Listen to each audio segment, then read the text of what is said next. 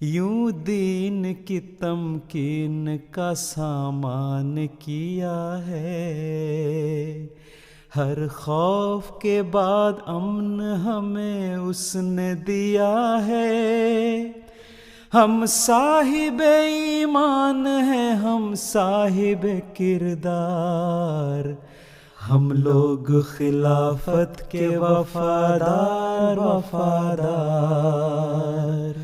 جولائی سن 2008 کے اواخر میں جماعت احمدیہ برطانیہ کا جلسہ سالانہ حدیقۃ المہدی برطانیہ میں منعقد ہوا۔ یہ قطع زمین جماعت احمدیہ برطانیہ نے جماعت کی بڑھتی ہوئی ضروریات کے ماتحت حضرت خلیفۃ المسیح کی زیر ہدایت حاصل کی۔ 200 ایکڑ سے زائد جگہ پر مشتمل یہ قطع اراضی لندن شہر سے قریباً 1 گھنٹے کی ڈرائیو پر واقع ہے، اور اب ہر سال اس جگہ جماعت احمدیہ کا جلسہ سالانہ منعقد ہوتا ہے۔ 2008 کا جلسہ سالانہ خلافت احمدیہ 7 سالہ جوبلی کے سال میں ہونے کی وجہ سے خاص اہمیت کا حامل تھا۔ اس جلسہ سالانہ پر دنیا بھر سے آئے ہوئے 40,000 سے زائد احمدی نفوس نے شرکت فرمائی۔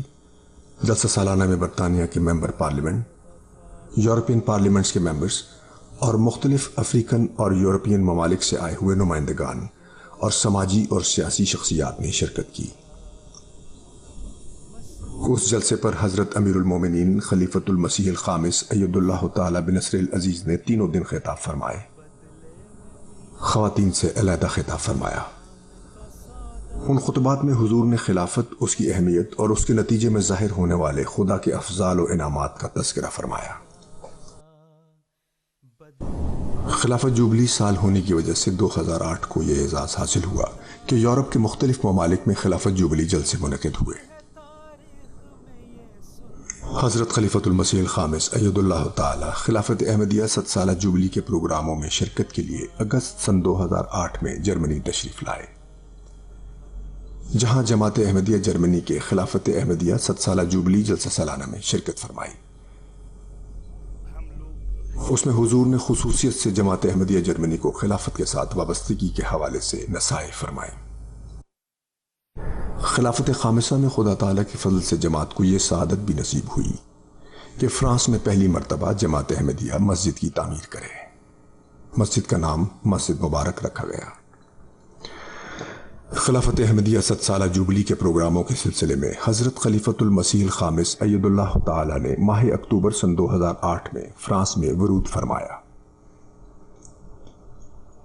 آپ نے مورخہ 10 اکتوبر سن 2008 کو مسجد مبارک کے گیٹ پر تشریف لا کر وہاں نصب تختی کی نقاب کشائی فرمائی اور پھر خطبہ جمعہ ارشاد فرما کر اس مسجد کا افتتاح فرمایا۔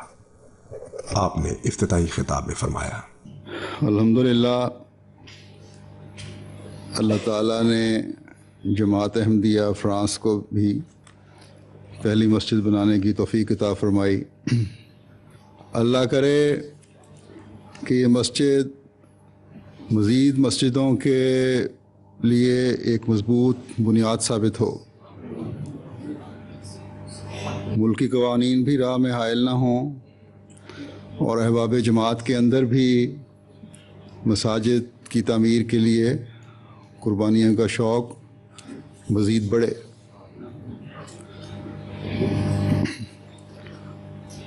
اور تعمیر کے لیے صرف شوق ہی نہیں بلکہ وہ روح بھی پیدا ہو جس سے وہ مساجد کی تعمیر کے مقاصد کو پورا کرنے والے ہوں۔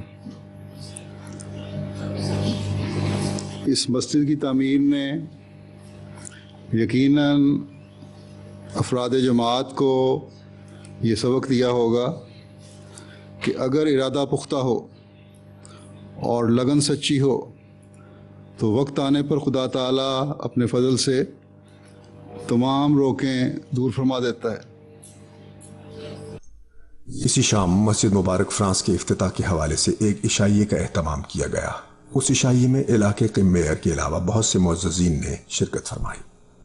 میئر کے ایڈریس کے جواب میں حضور نے فرمایا، اسلام ہمیں یہ تعلیم دیتا ہے کہ حب الوطن من الایمان، کہ وطن کی محبت ایمان کا حصہ ہے، اور یہ صرف یہ وہ حکم نہیں جو حضرت صلی اللہ علیہ وسلم نے فرمایا کہ صرف سعودی عرب کے رہنے والے اپنے وطن سے محبت کریں، یا الجزائر کے رہنے والے اپنے وطن سے محبت کریں، یا سینیگال کے رہنے والے اپنے وطن سے محبت کریں، یا فرانس کے رہنے والے صرف اپنے وطن سے محبت کریں، یا یہ لوگ اگر کسی قوموں کے رہنے والے اگر کسی دوسرے ملک میں جائیں تو اپنے وطن سے صرف محبت کریں اور جس ملک میں رہتے ہیں اس سے محبت نہ کریں۔ اس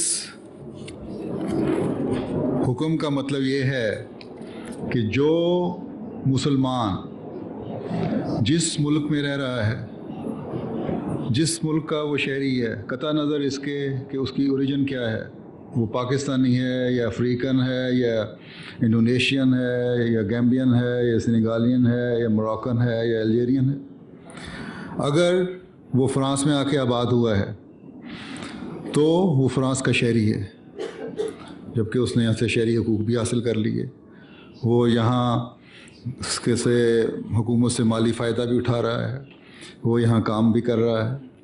اب اس کا وطن یہ ہے جہاں وہ رہتا ہے، اور یہ تعلیم ہے جو ہم ہر احمدی کو دیتے ہیں کہ اب تمہارا وطن وہ ہے جہاں سے تمہیں مفاد حاصل ہو رہا ہے اور اس کی محبت تم پہ فرض ہے۔ اب یہ بتائیں کہ جس سے محبت ہو اس کو کبھی کوئی نقصان پہنچا سکتا ہے؟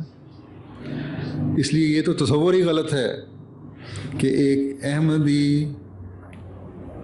جو اپنے آپ کو حقیقی مسلمان سمجھتا ہو، ایک احمدی جس نے اس زمانے کے امام کی بیعت کی ہو، ان کو مانا ہو اور اس بات پر قائم ہو کہ جو ان کا حکم ہے وہ اس پر میں نے عمل کرنا ہے، اس کو نہیں ٹالنا، اور ان کا حکم کیا ہے؟ وہی جو قرآن ہمیں بتاتا ہے، جو حضرت صلی اللہ علیہ وسلم نے ہمیں بتایا۔ بس